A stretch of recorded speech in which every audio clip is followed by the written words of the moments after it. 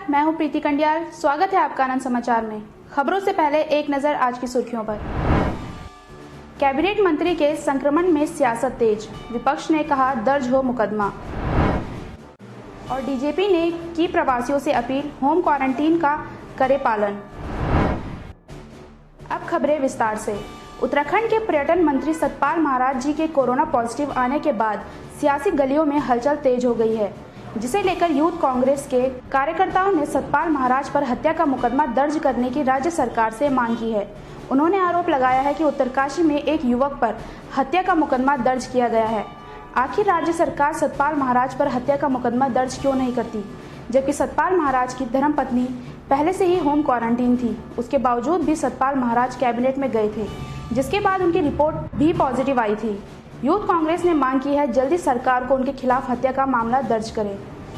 सतपाल महाराज जी जिस प्रकार इस प्रदेश में आप देखेंगे नाटकीय रूप से, तब सतपाल महाराज जी पहले तो उनकी परिवार सहित जो उनके साथ दिल्ली से लोग आए थे, पहले तो उन लोगों को आप एम्स में भर्ती करा देते हैं, पूरी सरकार दल बल के साथ उन्हें भर्ती कराती है, फिर नाटकीय रूप से दिन में उनको डिस्चार्ज कर दिया जाता है, फिर बताते हैं डोईवाला से वापस चले जाते हैं। तो इससे ये साफ दर्शाता है कि एक सामान्य व्यक्ति जो गंभीर नाम का लड़का जाड़ा, जिसको उत्तरकाशी में, उस पर तो आपने तुरंत आपदा एक्ट के तहत मुकदमा कायम कर दिया, और सतपाल महाराज के लिए आपके लिए कोई नियम नहीं है। तो इससे ये दिखता है कि सरकार सचमुच सूट-बूट की सरकार है, और इसकी मंशा कहीं भी कोविड को लेके कहीं भी देखे तो आप ये लोग जागरूक नहीं है, और आम जनमानस की जो आम जनमानस की नीतियों के खिलाफ है। और आप देखेंगे कि ये किस प्रकार भेदभाव कर रहे हैं एक आम आदमी में और एक मंत्री में। इतना समय तो लगना ही चाहिए। अगर आप देखेंगे तो सतपाल महाराज जी पे तत्काल प्रभाव से मुकदमा कायम होना चाहिए, और मैं तो कहूँगा कि हत्या का मुकदमा कायम होना चाहिए। जब उनके घर में क्वारंटीन का नोटिस लगा हुआ था,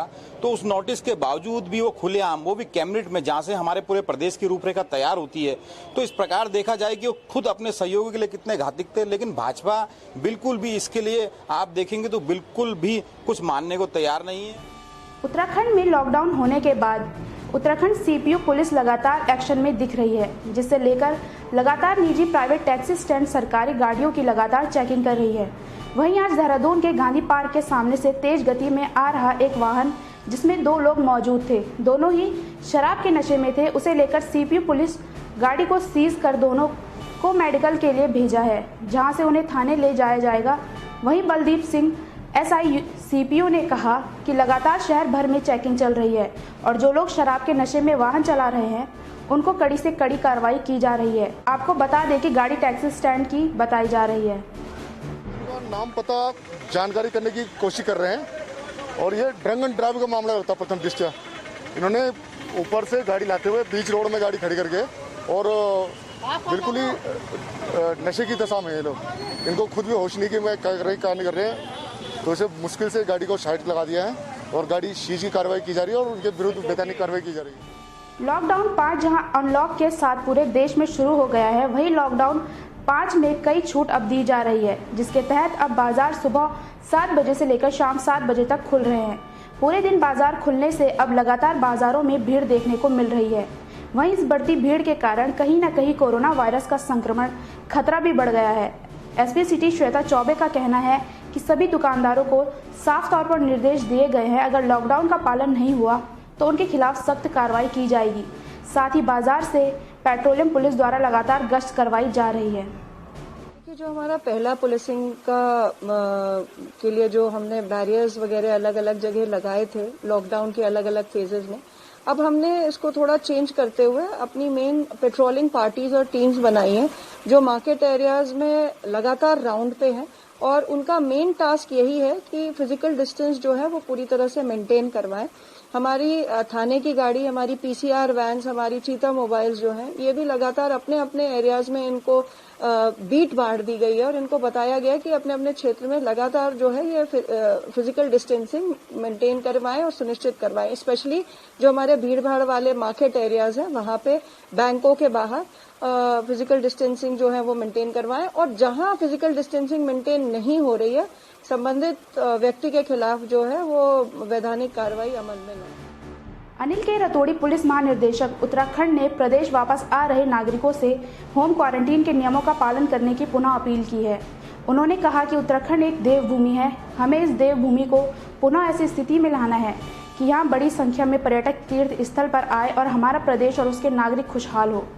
इस ओर हम लोग शासन के नेतृत्व में निरंतर प्रयास कर रहे हैं। ऐसे व्यक्ति जो अपने गांव में प्रदेश के अन्य शहरों में होम क्वारंटीन हो रखे हैं, उनके द्वारा ऐसी घटनाएं जिसमें वह होम क्वारंटीन का उल्लंघन कर रहे हैं, इसमें पुलिस द्वारा काफ़ी सख्ती भी की जा रही है। और मैं ये आपको बताना चाहूँगा कि अब तक हमने होम क्वारंटीन का उल्लंघन करने वाले 414 व्यक्तियों के विरुद्ध 298 अभियोग पंजीकृत कर डिजास्टर मैनेजमेंट एक्ट एवं अन्य धाराओं में कार्रवाई सुनिश्चित की है। मेरा आप सबसे पुनः अनुरोध है, होम क्वारंटीन के सभी नियमों का पालन करने का कष्ट करेंगे और अपने स्वास्थ्य के लिए, अपने परिवार के स्वास्थ्य के लिए और उत्तराखंड के स्वास्थ्य के लिए, खुशहाली के लिए कृपया इस पर अत्यंत गंभीरता से ध्यान देंगे। अन्यथा हमें विवश होकर बहुत सख्त कार्रवाई विधिवत कानून के तहत करनी पड़ेगी, क्योंकि हम सभी आपके स्वास्थ्य की कामना करते हैं, इस प्रदेश के स्वास्थ्य की कुशलता की कामना करते हैं। मेरा आम जनमानस से यही अनुरोध है कि ऐसे उल्लंघन के दृष्टांत यदि उनके समक्ष कहीं आते हैं तो कृपया जो पुलिस का इमरजेंसी नंबर है डायल 112 उस पर सूचना दें। सभी उत्तराखंड वासियों को मेरा हार्दिक नमस्कार। जैसा आप अवगत हैं, काफी बड़ी संख्या में हमारे उत्तराखंड के नागरिक जो विभिन्न प्रांतों में स्ट्रैंडेड थे, फंसे हुए थे लॉकडाउन के अंतर्गत, उनका शासन के स्तर से प्रयास करके काफी संख्या में ऐसे नागरिकों को वापस अपने घर लाने का प्रयास किया गया है, जिसमें काफी संख्या में वर्तमान में ऐसे व्यक्ति अपने घरों में, गांव में निवासरत हैं, वहां पहुंच गए। पूर्व में भी मैं ऐसे सभी अपने उत्तराखंड के वापस आए हुए नागरिकों से मेरे द्वारा अनुरोध किया गया था कि जिनको होम क्वारंटाइन करने की कार्रवाई की गई है, वह कृपया विधिवत जो नियम है उसके अनुसार अपने घरों में होम क्वारंटाइन का पालन करते हुए रहेंगे। इस संदर्भ में मुझे यह कहना है कि ये बहुत महत्वपूर्ण विषय है। जैसा आप अवगत हैं, उत्तराखंड एक देवभूमि है। हमें इस देवभूमि को पुनः ऐसी स्थिति में लाना है ताकि यहाँ बड़ी संख्या में पर्यटक आए, तीर्थ स्थलों पर आए और हमारा प्रदेश और उसके नागरिक खुशहाल हों। इस ओर हम लोग शासन के नेतृत्व में निरंतर प्रयास कर रहे हैं। ऐसे व्यक्ति जो अपने गांवों में, प्रदेश के अन्य शहरों में होम क्वारंटाइन हो रखे हैं, उनके द्वारा ऐसी घटनाएं उल्लंघन की आ रही हैं, जिसमें वो होम क्वारंटाइन का उल्लंघन कर रहे हैं। इसमें पुलिस द्वारा विधिवत काफी सख्ती भी की जा रही है।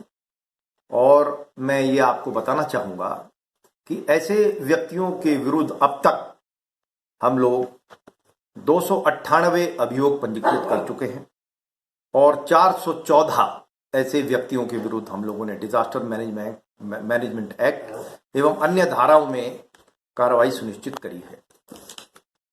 मेरा आप सबसे पुनः अनुरोध है, होम क्वारंटाइन के सभी नियमों का पालन करने के कष्ट करेंगे और अपने स्वास्थ्य के लिए, अपने परिवार के स्वास्थ्य के लिए और उत्तराखंड के स्वास्थ्य के लिए, खुशहाली के लिए कृपया इस पर अत्यंत गंभीरता से ध्यान देंगे।